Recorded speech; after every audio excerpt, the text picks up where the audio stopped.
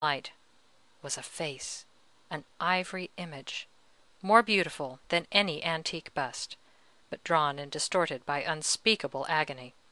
The lovely mouth half open, as though gasping for breath, the eyes cast upward, and below, slim chiseled hands crossed on the breast, but clutching the folds of the white Carmelite habit. Torture and agony visible in every tense muscle, fighting against the determination of the rigid pose. We stood there breathless, staring at the pitiful sight, fascinated, bewitched. So this was the secret. With fiendish ingenuity, the rigid ecclesiastics had blocked up the window, then forced the beautiful creature to stand in the alcove while, with remorseless hands and iron hearts, they had shut her into a living tomb. I had read of such things in romance, but to find the verity here before my eyes. Steps came down the cloister, and with a simultaneous thought we sprang to the door and closed it behind us. The room was sacred. That awful sight was not for curious eyes. The gardener was coming to ask some trivial question of Valguanera. The Cavaliere cut him short. "Pietro, go down to Parco and ask Padre Stefano to come here at once." I thanked him with a glance. "Stay," he turned to me. "Signore, it is already 2 o'clock, and too late for a mass, is it not?" I nodded. Valguanera thought for a moment, and then he said, "Bring 2 horses. The Signore Americano will go with you. Do you understand?" Then turning to me, "You will go, will you not? I think you can explain matters to Padre Stefano better than I." "Of course I will go, more than gladly." And so it happened that after a hasty luncheon I wound down the mountain to Parco, found Padre Stefano, explained my errand to him, found him intensely eager and sympathetic, and by 5 o'clock had him back at the convent with all that was necessary for the resting of the soul of the dead girl.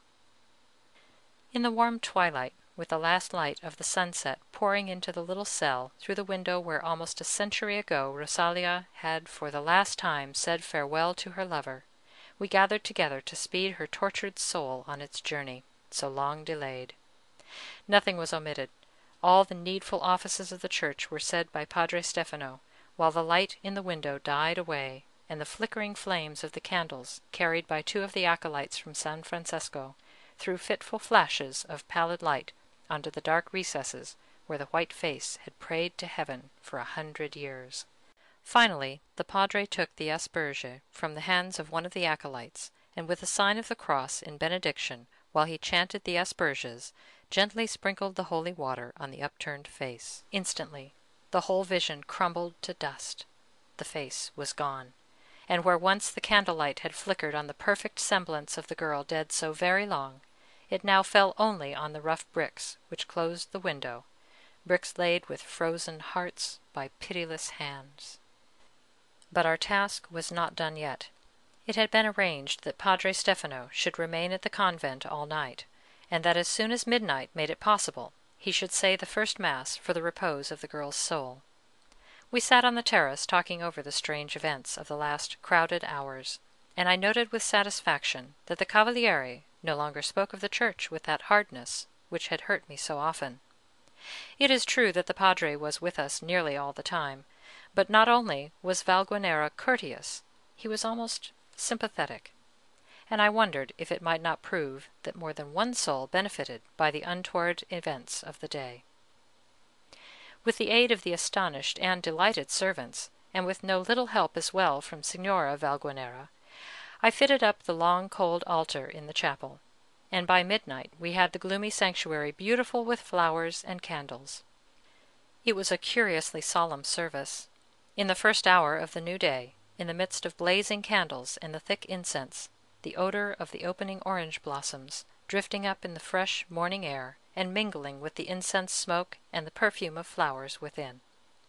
Many prayers were said that night for the soul of the dead girl, and I think many afterwards, for after the benediction I remained for a little time in my place, and when I rose from my knees and went toward the chapel door, I saw a figure kneeling still, and with a start recognized the form of the Cavaliere. I smiled with quiet satisfaction and gratitude, and went away softly, content with the chain of events that now seemed finished. The next day the alcove was again walled up, for the precious dust could not be gathered together for transportation to consecrated ground. So I went down to the little cemetery at Parco for a basket of earth, which we cast in over the ashes of Sister Maddelena.